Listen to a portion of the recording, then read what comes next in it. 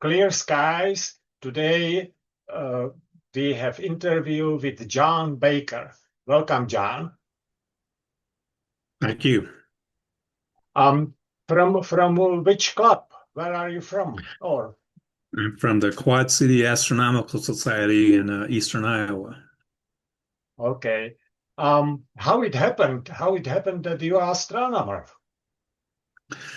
Boy, that's a long story. I've always been interested in science fiction. Back when I was in high school, I'd read a lot of, Arthur C. Clarke books and Robert Heinlein and etc. And always had a fascination for space. In my earlier job career, I was able to go out to Los Angeles and look at Saturn through that Griffith Observatory telescope Hmm. out there, and that really piqued my interest. When I had a son, when he was younger, he was in Boy Scouts. I was the assistant Boy Scout leader, troop leader, whatever. And one day they had a astronomy merit badge that they were working on. And one of the guys I worked with told me that he was a member of the Quad City Astronomical Society, and I didn't even know it existed up to that point. And he said he could have somebody come out and speak to us for the merit badge. I said, that'd be great. So Wayne Jens, I don't know if you remember him. He No. he came out. He was an older gentleman. He came out and did the astronomy merit badge, gave us all a talk, and I got all excited about it. And especially since my friend at work was a member and had a telescope, that's when I bought my first telescope. That was back in 1992, and it was a 10-inch Meade SCT. And this is before the LX models. It was like a model 2880 or something like that. And just all it Yeah. was a fork mount and a motor to turn it. And I started out doing visual and just really enjoyed that. Brian, my friend, showed me all sorts of different things up in the sky. Then I decided I wanted to delve into astrophotography. So I had an Olympus OM 2 or 1 camera, and I went out and bought Hmm. the adapters to hook it up to my telescope. And at the time, you had to use an off-axis guider, and look through a little crosshair reticle. And I had a periodic JMI PEC to keep it in line. And you'd sit there for 20 minutes to 45 minutes just hitting the button so that the guide star stays in the reticle. And things have changed a lot since those days. I remember, So we could say that basically your son was crucial, for your astronomy hobby now, yes, right? Okay, yeah, nice. So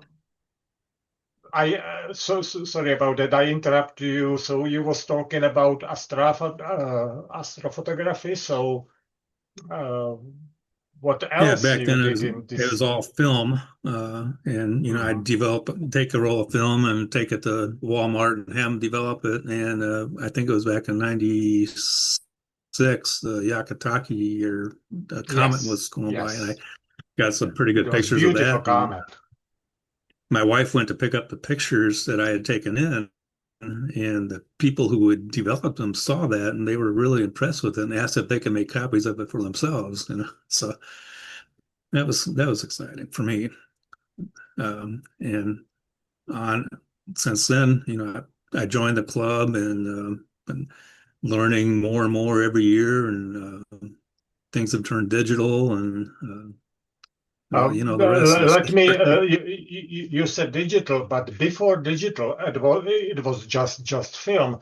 But in those Right. 80s and the 90s, uh, what I learned, like from sky and telescope, people used to use like hydrogen, or they were doing different stuff to increase sensitivity. Did you try to do something like that? Right. I did not get into it that far. I did not Okay. hyper gas my film. No. So how did you start your digital career? Let's see. I think trying to remember when that started, but I I had a Canon 20D, one of the first digital Canon cameras that came out, and I was able to Mhm. hook that up uh, to my telescope. And it started out the same way with the crosshair reticle, and just using your fingers to keep it guided. And I eventually got a was it Orion shooting star or something like that that Mhm. you could put on the on the off-axis guider, and finally was able to get that to work so it would guide automatically, and that was a big help. And cameras kept getting better after that. I go back and look at some of my pictures I took back in the early 90s and early 2000, and looking compared to what I'm taking now, it's just night and day. It's constantly getting better. You use Photoshop And what now and all the new exactly? software. And what is interesting, there used to be days of CCDs, and basically we don't have CCDs anymore. We have CMOS cameras, right? Exactly. I couldn't afford to get a CCD back when they were popular, but I was able to get a camera because I could use that both for photography and for astrophotography. So I was able to justify getting that. Mhm. And right You now have, I have a Go Canon ahead. 6D, which is a full frame sensor. But I don't even use that anymore very often because I have Mhm. one of the ASI 6200 full frame monochrome camera, and that's been a whole different world too with color filters and narrow band filters. It's always changing.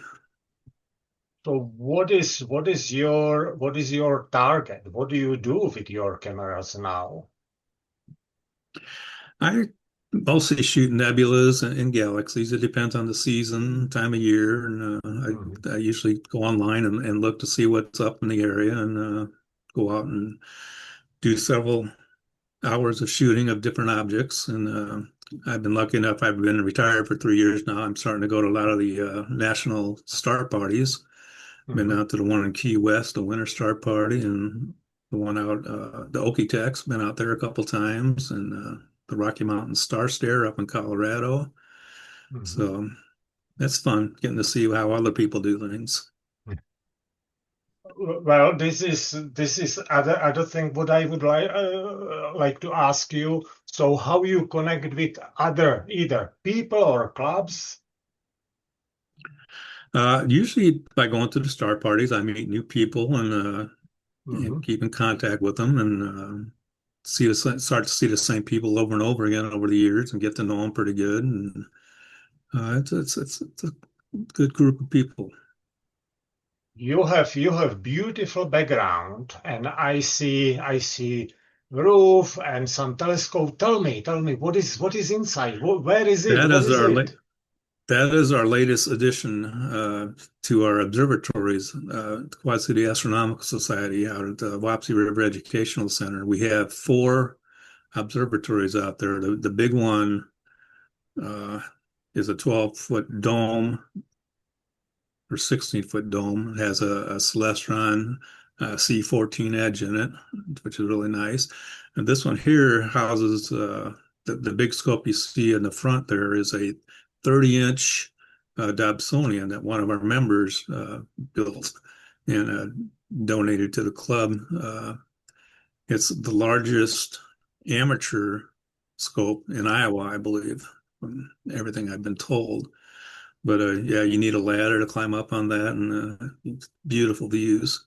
We also have a Explorer Scientific, the 165 in there on a astrophysics mount, and a couple other. We just got an RC 10-inch SCT scope or RC 10-inch scope, which we're trying to collimate right now, and it's been fun. We built this observatory 2 years ago. Wow. I mean, it looks beautiful. This is not only beautiful picture, but I am sure that this is actually very good way how to observe because you have undistracted sky and yeah, Yeah, moving roofs it's are great. great. Keeps the wind down, and a lot of people So use it. yeah, we will have a conference in May, in the middle of May. Are you going to In see Cedar the Rapids. rapids? Yeah, I'd like to. Yeah, Okay, I'm because I pretty believe that sure. this is good way how to connect with other people. Right. Yeah. Okay, John, it was excellent, to talk to you, and I hope that we will see each other at Cedar Rapids. You too. Thank you very much. Okay, thank you very much. Clear skies. You bet.